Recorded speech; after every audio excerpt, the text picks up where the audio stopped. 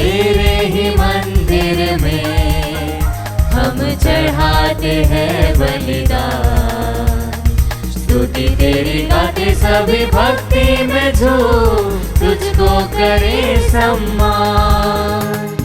सब कुछ हमें देता हमारा प्रेमी पिता, जीवन के संकट में प्रभु साथ निभाता सदा। प्रभु तेरे ही मंदिर में हम चढ़ाते हैं बलिदान। स्तुति तेरी गाते सभी भक्ति में झूम, तुझको करे सम्मान। पिता और पुत्र और पवित्र आत्मा के नाम पर आमीन। हमारे प्रभु यीशु ख्रिस्त की कृपा, ईश्वर का प्रेम तथा पवित्र आत्मा का सहचर्य आप सबको प्राप्त हो और आपकी आत्मा के साथ।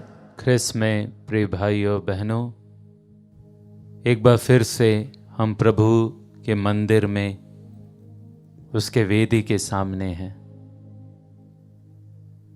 यह वह वेदी है जिसमें प्रभु अपना रक्त बहाता है, अपना बलिदान देता है, ताकि आप और मैं उसके रक्त से शुद्ध हो जाएं। और इसलिए यह आवश्यक है कि जब हम प्रभु के वेदी के सामने हैं, हम अपने को शुद्ध करें। हमारे पाप हैं, बुराइयां हैं जो हमको अशुद्ध करती है।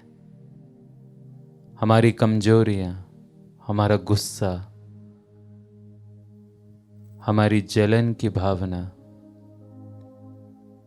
ईर्ष्या, घमंड, कितना कुछ है हमें अशुद्ध करने के लिए।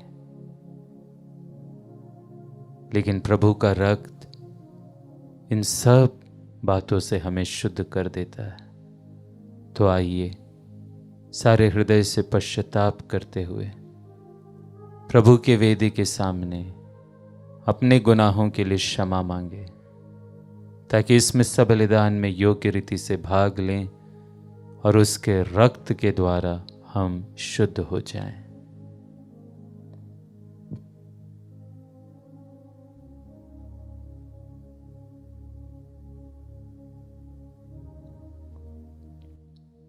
हम सब मिलकर बोलें, हे भाइयों बहनों, मैं सर्वशक्तिमान ईश्वर और आप लोगों के सामने स्वीकार करता हूँ कि मैंने मन, वचन और कर्म से तथा अपना कर्तव्य पूरा न करने से अपने कसूर से अपने भारी कसूर से घोर पाप किया है। इसलिए मैं नित्य कुमारी धन्य मरियम से, सब स्वर्गदूतों, संतों और आप लोगों से, हे भाइयों बहनों, विनती करता हूँ कि आप लोग मेरे लिए प्रभु ईश्वर से प्रार्थना करें। सर्वशक्तिमान ईश्वर हम लोगों पर दया करे और हमारे पाप क्षमा कर हमको अनंत जीवन प्रदान करे। आमीन। हे प्रभु दया कर, हे प्रभु दया कर, हे ख्रिस्त दया कर, हे ख्रिस्त दया कर, हे प्रभु दया कर। हे प्रभु दया कर। हम प्रार्थना करें। हे प्रभु, हम भक्तों का संकल्प प्रबल बना दे, ताकि हम निरंतर सत्कर्मों में लगे रहे। इसके फलस्वरूप हम तेरे प्रेम और दया के प्रभाव से शारीरिक और आध्यात्मिक रूप से स्वस्थ होते जाएंगे। हम यह प्रार्थना करते हैं अपने प्रभु तेरे पुत्र यीशु ख्रिस्त के द्वारा, जो तेरे तथा पवित्र आत्मा के संग ईश्वर होकर युगानुयुग जीते और राज्य करते हैं। आमीन। सर्वशक्तिमान ईश्वर आपके हृदय और आपके होठों पर हो, ताकि आप योग्य रीति से प्रभु का वचन सुना सके। पिता और पुत्र और पवित्र आत्मा के नाम पर आमीन।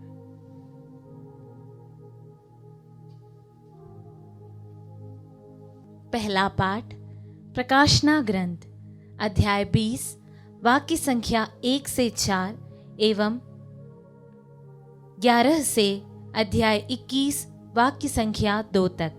पाठ का मूल वाक्य, मृतकों का उनके कर्मों के अनुसार न्याय किया गया है। मैं योहन ने एक स्वर्गदूत को स्वर्ग से उतरते देखा। उसके हाथ में अगाध गर्त की चाबी और एक बड़ी जंजीर थी।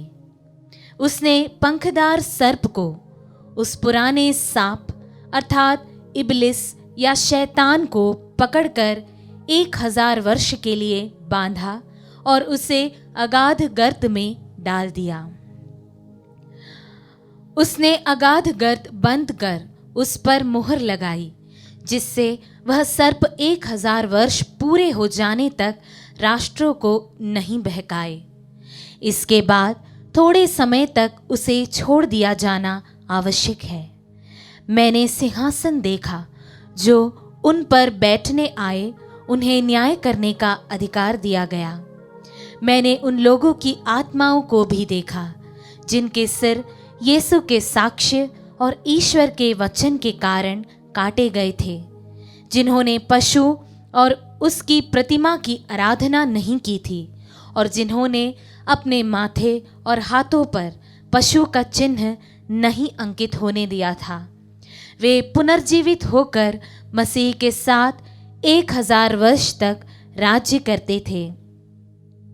मैंने एक विशाल श्वेत सिंहासन और उस पर विराजमान व्यक्ति को देखा। पृथ्वी और आकाश उसके सामने लुप्त हो गए और उनका कभी भी पता नहीं चला। मैंने छोटे बड़े सब मृतकों को सिंहासन के सामने खड़ा हुआ देखा। पुस्तकें खोली गई। तब जीवन ग्रंथ नामक पुस्तक खोली गई। पुस्तकों में लिखी हुई बातों के आधार पर कर्मों के अनुसार मृतकों का न्याय किया गया। समुद्र ने अपने मृतकों को दिया, तब मृत्यु तथा अधोलोक ने अपने मृतकों को दिया। हर एक का उसके कर्मों के अनुसार न्याय किया गया। इसके बाद मृत्यु और अधोलोक दोनों को अग्निकुंड में डाल दिया गया। यह अग्निकुंड द्वितीय मृत्यु है। जिसका नाम जीवन ग्रंथ में लिखा हुआ नहीं मिला, वह अग्निकुंड में डाल दिया गया। तब मैंने एक नया आकाश और एक नई पृथ्वी देखी। पुराना आकाश तथा पुरानी पृथ्वी दोनों लुप्त हो गए और समुद्र भी नहीं रह गया था।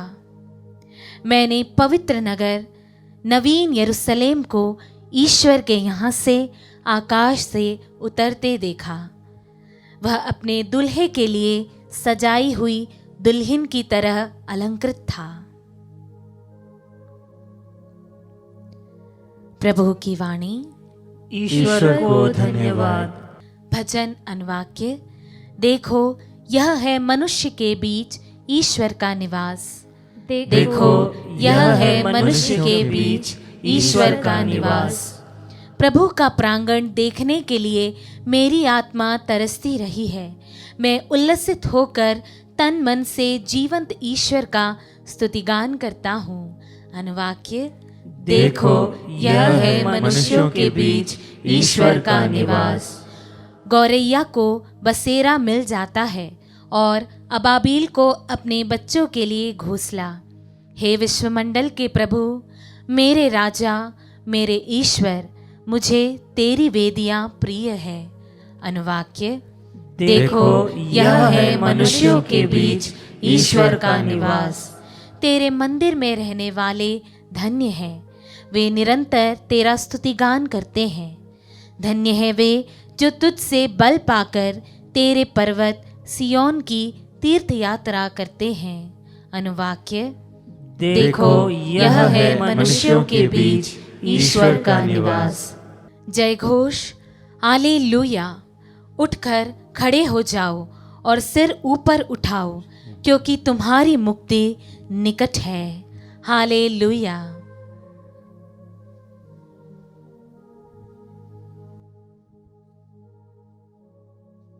प्रभु आप लोगों के साथ हो और आपकी आत्मा के साथ। संत लूकस के अनुसार पवित्र सुसमाचार।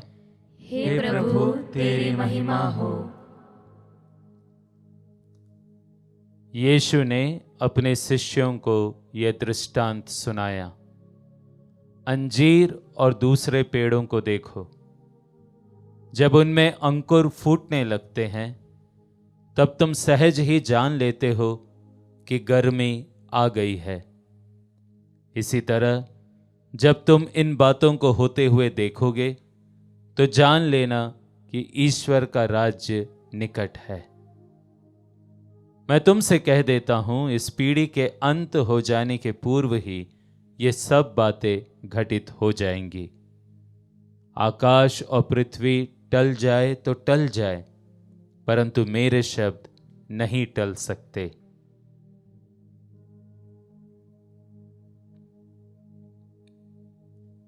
प्रभु का सुसमाचार। हे क्रिस्त तेरी स्तुति हो।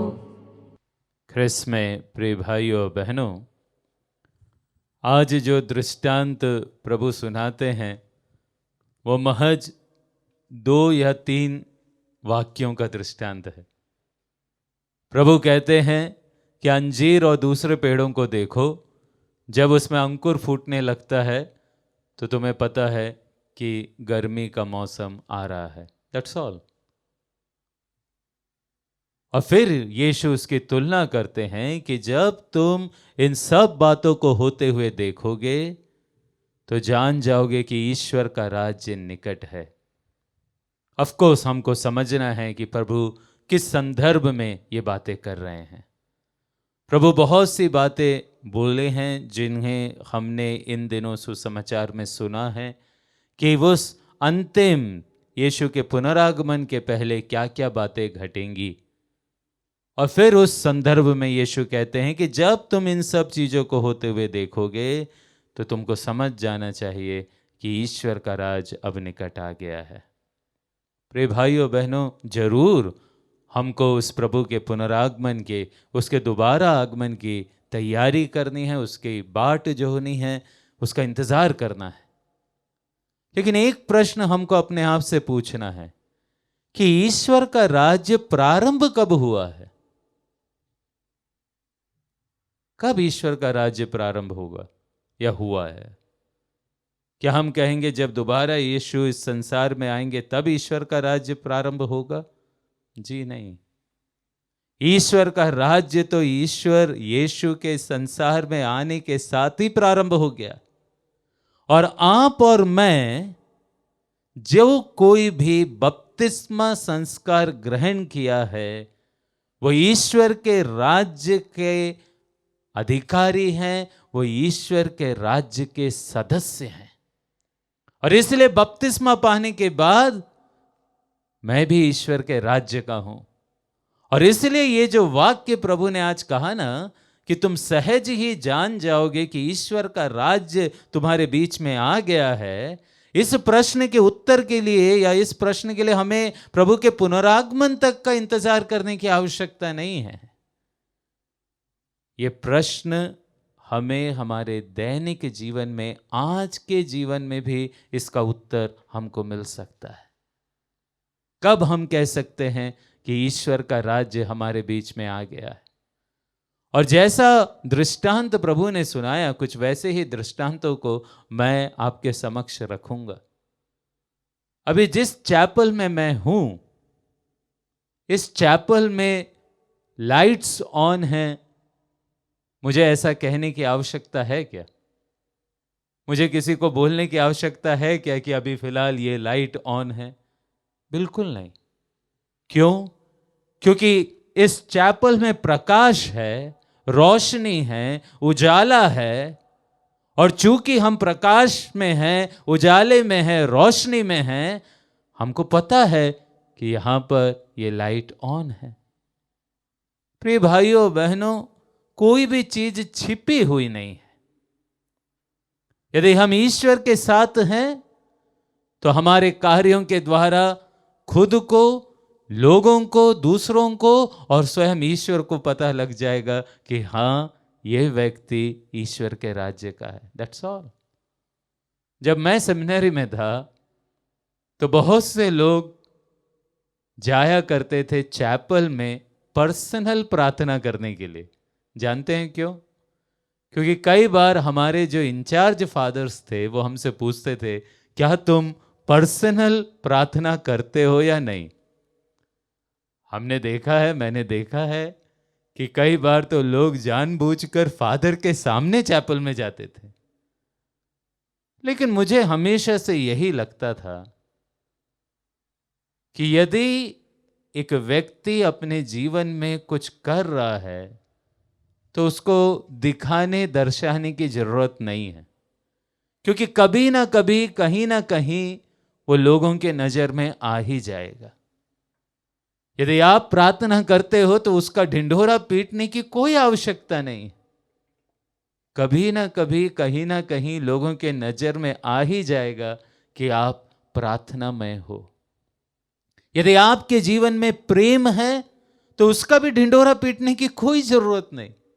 आपके कार्यों के द्वारा, आपके विचारों के द्वारा, आपके बर्ताव के द्वारा, आपकी बोली के द्वारा कहीं ना कहीं कभी ना कभी लोग समझ ही जाएंगे कि यह व्यक्ति बहुत प्यारा व्यक्ति है, यह व्यक्ति बहुत अच्छे स्वभाव का व्यक्ति है, इस व्यक्ति में कोई दोहरापन नहीं है, इसमें कोई खोट नहीं है। और प्रिय भाइयों और बहनों, तभी हम वास्तविक रूप से कह पाएंगे कि हाँ, इस व्यक्ति के जीवन में ईश्वर का राज्य है। और इसलिए ईश्वर के राज्य की प्रतीक्षा ऑफ कोर्स हमको करनी है, उसके पुनरागमन की। लेकिन आज के दिन, अभी से हमारे जीवन में हमें कुछ ऐसा जीना है कि हमें महसूस हो कि ईश्वर का राज्य हमारे बीच में है। इसलिए जो कुछ सिद्धांत, जो कोई बातें, जो कोई शिक्षा, जो कुछ नियम प्रभु यीशु ने और उसकी कलीसिया ने हमको दी है, यदि हम उसका पालन करेंगे, यदि हम ईश्वर पर विश्वास करेंगे, यदि हम प्रार्थना में विश्वास करेंगे, जैसा कि प्रभु ने कहा ईश्वर को प्रेम करो और अपने पड़ोसी को प्रेम करो, यदि हम प्रेम में विश्वास करेंगे तो फिर हमारे कार्यों के द्वारा ही लोग समझ जाएंगे कि वास्तव में ये ईश्वर के राज्य के निवासी हैं और ईश्वर का राज्य कहीं और नहीं पर इनके बीच में है। प्रिय भाइयों बहनों, ख्रिस्तीय होना इतना आसान नहीं, ये एक बड़े जिम्मेदारी का कार्य है। और इसलिए आज हम और आप ईश्वर से यही प्रार्थना करें कि प्रभु, मैं अपने जीवन में कुछ ऐसा जीऊं कि मेरे कार्यों को देखते हुए, मेरे विश्वास को देखते हुए, मेरे प्रेम को देखते हुए लोग, मैं खुद और आप भी ये जान जाएं कि आपका राज हमारे बीच में आ गया है। आमीन।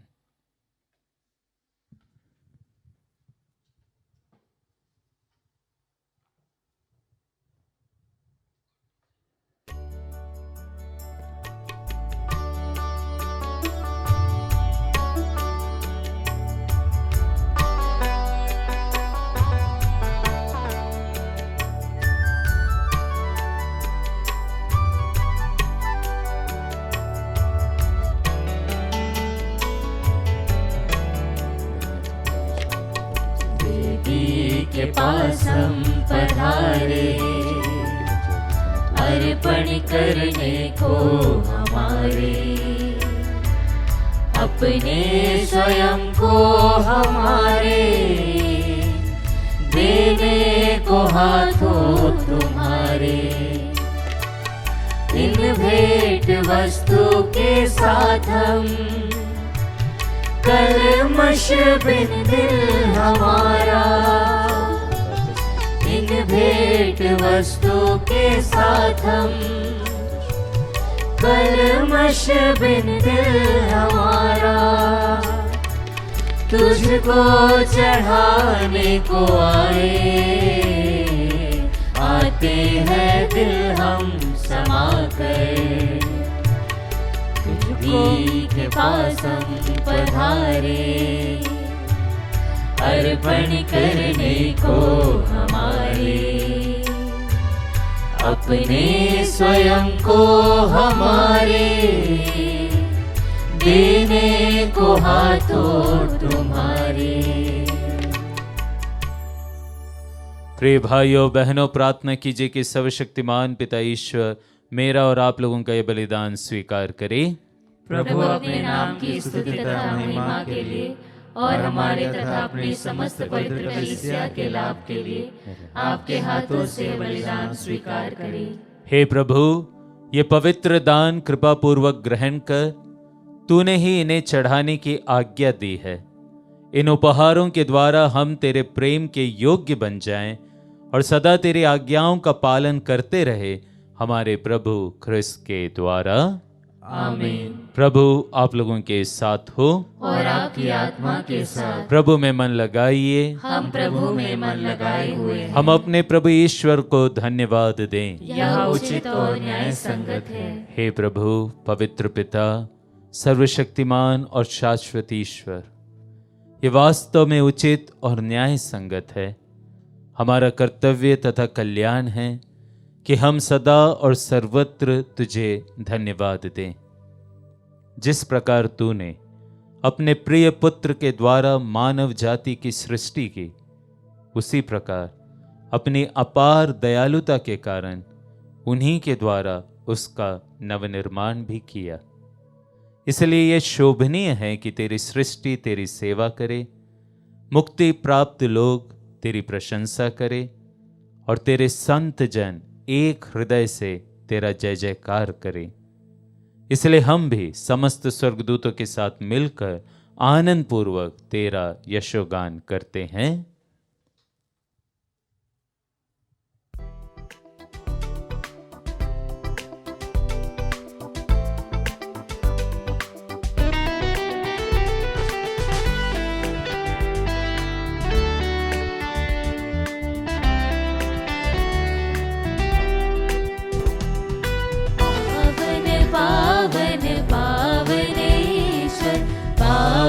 पावन पावन ईश्वर, स्वर्ग महिमा दिखाता तेरी, स्वर्ग महिमा दिखाता तेरी, स्तुति तब गाती पृथ्वी सारी, स्तुति तब गाती पृथ्वी सारी।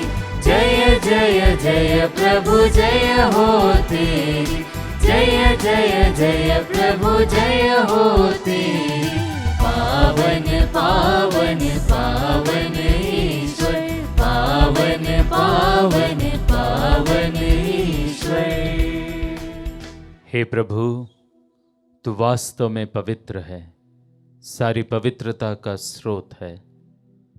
हम तुझसे प्रार्थना करते हैं तो इन उपहारों को अपने आत्मा के संस्पर्श से पवित्र कर दे कि हमारे प्रभु यीशु ख्रिस्त के शरीर तथा रक्त बन जाएं। जब वे स्वेच्छा से मृत्यु के लिए सौंपे गए, उन्होंने रोटी ली, तुझे धन्यवाद दिया और रोटी तोड़कर उसे अपने शिष्यों को देते हुए कहा, तुम सब इसे लो और इसमें से खाओ, क्योंकि यह मेरा शरीर है जो तुम्हारे लिए बलि चढ़ाया जाएगा। हे मेरे प्रभु, हे मेरे ईश्वर।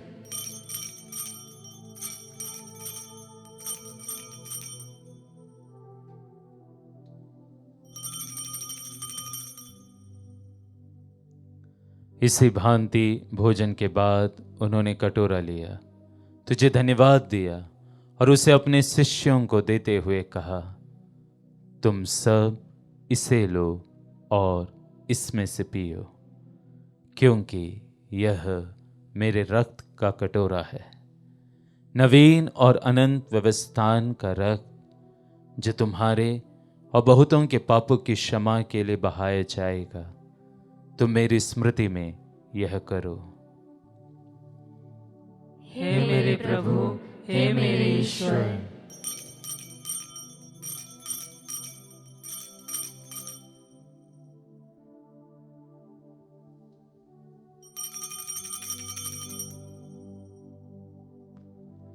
विश्वास का रहस्य।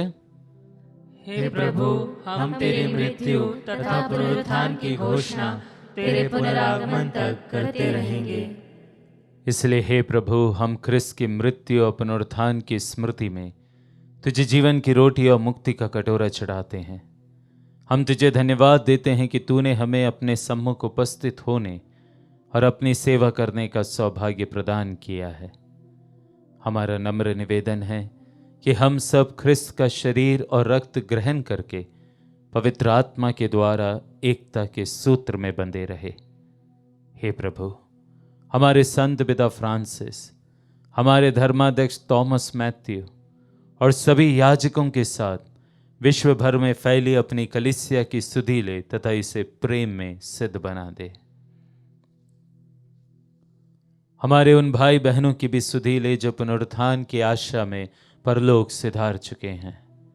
विशेष रूप से हम उन सभी मृत विश्वासियों की आत्म शांति के लिए प्रार्थना करते हैं जिनके लिए यह मिस्सा अर्पित किया जा रहा है। उन्हें और सभी मृतकों को अपने दर्शन का सौभाग्य प्रदान कर। हम सब पर दया दृष्टि डाल कि हम भी अनंत जीवन के सहभागी बने और ईश्वर की माता धन्य कुमारी मरियम, उनके वर धन्य यूसुफ, धन्य प्रेरितों तथा सब संतों के साथ जो युग युग में तेरे प्रति विश्वस्त बने रहे, तेरी स्तुति और महिमा कर सके तेरे पुत्र यीशु ख्रिस्त के द्वारा।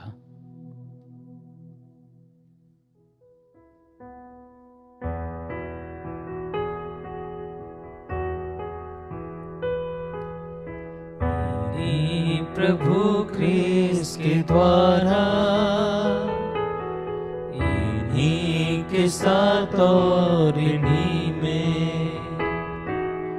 हे सर्वशक्तिमान पिता ईश्वर, पवित्र आत्मा के साथ सारा गौरव तथा सम्मान युगान युग तेरा ही है।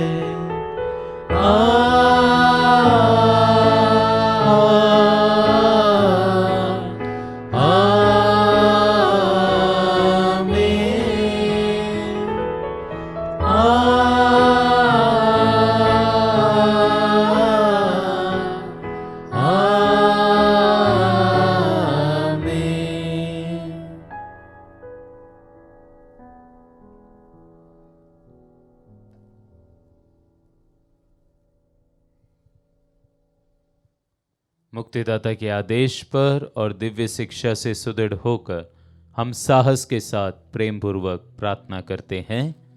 हे हमारे पिता जो स्वर्ग में है, तेरा नाम पवित्र माना जाए, तेरा राज आए, तेरी इच्छा जैसे स्वर्ग में वैसे इस पृथ्वी पर भी पूरी हो।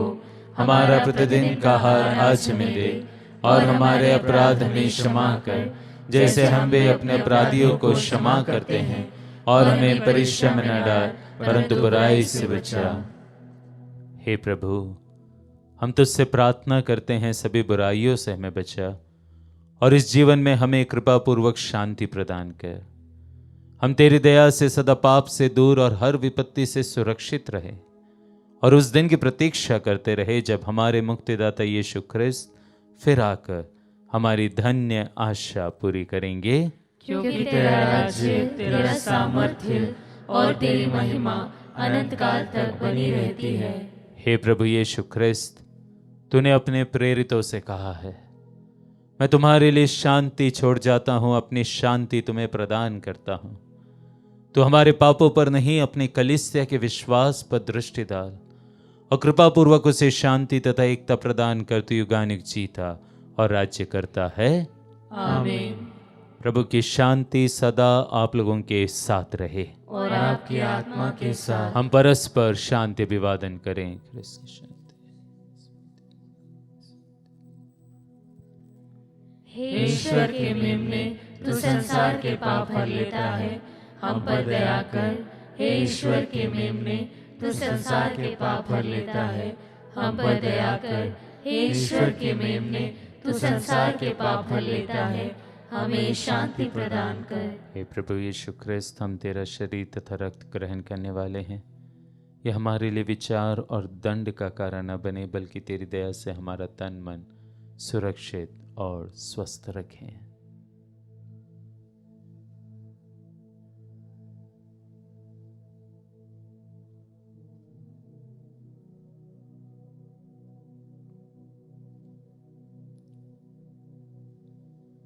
देखिए ईश्वर का मेमना, इन्हें देखिए जो संसार के पाप हल लेते हैं।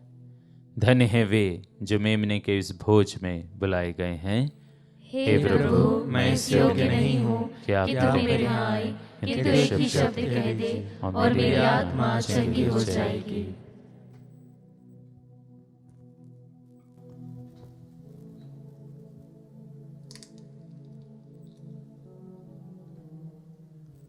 ख्रिस्त का शरीर और रक्त अनंत जीवन के लिए मेरी रक्षा करते रहें।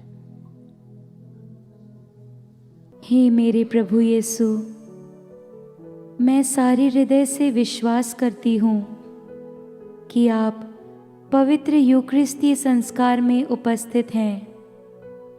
हे प्रभु, मैं सभी चीज़ों से बढ़कर आपको प्रेम करती हूँ और मेरी यही अभिलाषा है कि आप मेरी आत्मा में आकर बस जाएं, क्योंकि हे प्रभु, मैं आपको आज ग्रहण करने में असमर्थ हूँ।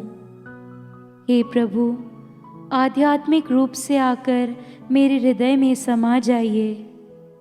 हे यीशु, मैं आज आप में एक होना चाहती हूँ और आप में समा जाना चाहती हूँ। हे प्रभु, यह कभी ना होने पाए कि मैं आपसे कभी अलग हो जाऊं। आमीन। हम प्रार्थना करें। हे सर्वशक्तिमान ईश्वर, तूने हमें दिव्य संस्कार में भाग लेने का सौभाग्य प्रदान किया है। ऐसा वर दे कि हम तुझसे कभी अलग ना हो जाएं। हम यह प्रार्थना करते हैं अपने प्रभु ख्रिस्त के द्वारा। आमीन। प्रभु आप लोगों के साथ हो और आपकी आत्मा के साथ। सर्वशक्तिमान ईश्वर पिता और पुत्र और पवित्र आत्मा आप लोगों को आशीर्वाद प्रदान करे। आमीन। आप लोग विदा ले। ये मिस्सा संपन्न हुआ। ईश्वर को धन्यवाद।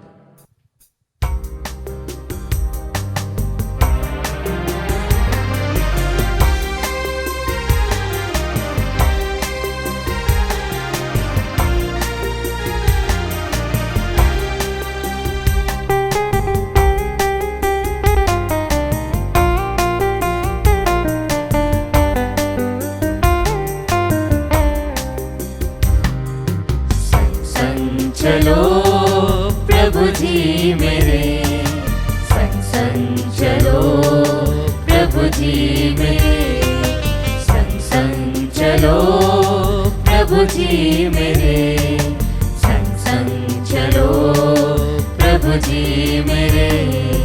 निर्बल हूँ प्राणी प्रभु, निर्बल हूँ प्राणी प्रभु, निर्बल हूँ प्राणी प्रभु, निर्बल हूँ प्राणी प्रभु। संग संग चलो, संग संग चलो, संग संग चलो, संग संग चलो,